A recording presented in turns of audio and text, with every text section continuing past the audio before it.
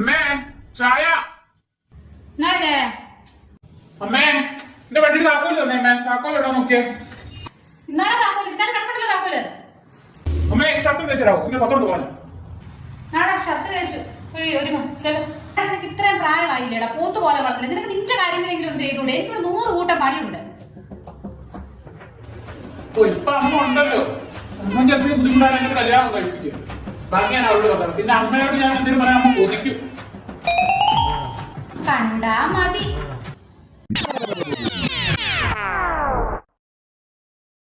ഈ ചായ കിട്ടിയില്ല. ഷർട്ട് തേക്കാൻ പറഞ്ഞിട്ട് നീ ഇതുവരെ തേച്ചില്ലയോ? പിന്നെ കൈക്ക് കുരുവൊന്നുമില്ലല്ലോ. അങ്ങോട്ടൊക്കെ തേച്ചാൽ മതി. അവരുടെ കാര്യം അവനൊക്കെ ഒന്ന് ചെയ്താൽ മതി. എനിക്ക് വേറെ പണിയുണ്ട്. പിന്നെ എനിക്ക് ചായ കിട്ടേക്ക് കേട്ടോ. ഈ ഷർട്ട് തേച്ചു തരാവോ? അവള് തേച്ചു തരത്തില്ലെന്ന് പറഞ്ഞു. അമ്മ ഒന്ന് തേച്ചു തരാവോ? എനിക്ക് ഒരു പോവാനോ. അങ്ങനൊന്നും അല്ലായിരുന്നല്ലോ. കല്യാണം കഴിക്കട്ടെ, ജോലി ചെയ്യിപ്പിക്കും, വാഴ വെക്കും, വാഴ കൊലക്കട്ടെ, കൊല വെട്ടട്ടെ, എന്തൊക്കെയായിരുന്നു ഇവിടെ. മോന്റെ കാര്യം ഒക്കെ ചെയ്താൽ മതി കേട്ടോ.